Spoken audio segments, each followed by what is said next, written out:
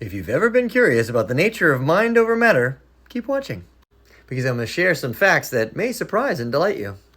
By the way, I'm Michael Ravenwood, and I help people boost productivity and happiness in only 90 days. I also happen to throw real lightning bolts, so whether you want entertainment, empowerment, or both, either use the link in the bio or message me. So what's been solidly established about mind over matter is definitely in layers. The first layer is that definitely we've discovered that certain functions we previously thought were not controllable by the intention certainly are. One of the most profound examples of this in the modern era is a guy named Wim Hof. He holds several world records and has developed a technique with which you can use your breath and the intention of your mind to control your immune system. Now, normally the only influence we feel like we have over the immune system is maybe taking some extra vitamin C and drinking water, or maybe taking some antibiotics if you get sick. But this guy had himself injected with a retrovirus, and then with breath work and visualization alone, he was able to reduce his symptoms 99%. They thought he was an anomaly, and then they had his students tested, and the same results evolved. Now, to me, this is an example of somebody who's actually consciously taking control of what we would normally call the placebo effect. When I first heard of this effect many years ago, that you could give someone a sugar pill and most people would actually have the same effect as if you gave them the medicine, that really tripped me out. What was most crazy to me is that scientists were all talking about how to remove this effect so that they could demonstrate the effectiveness of the medication without the placebo. And while that's definitely an important way to determine exactly how much effectiveness the medicine has independent of that effect of the mind, we were definitely missing something.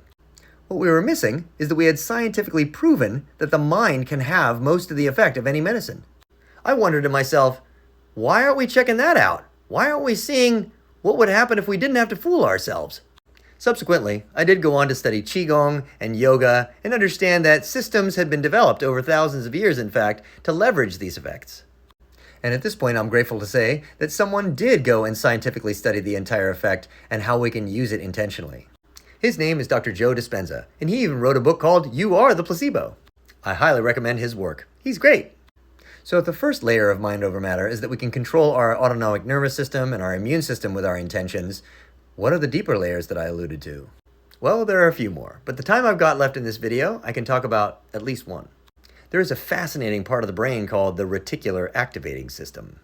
It's the part of your brain that selects, out of all the trillions of pieces of data that you're seeing, what you actually notice. It's one of the reasons that if your friend gets a new car, for example, you'll start to notice that car everywhere.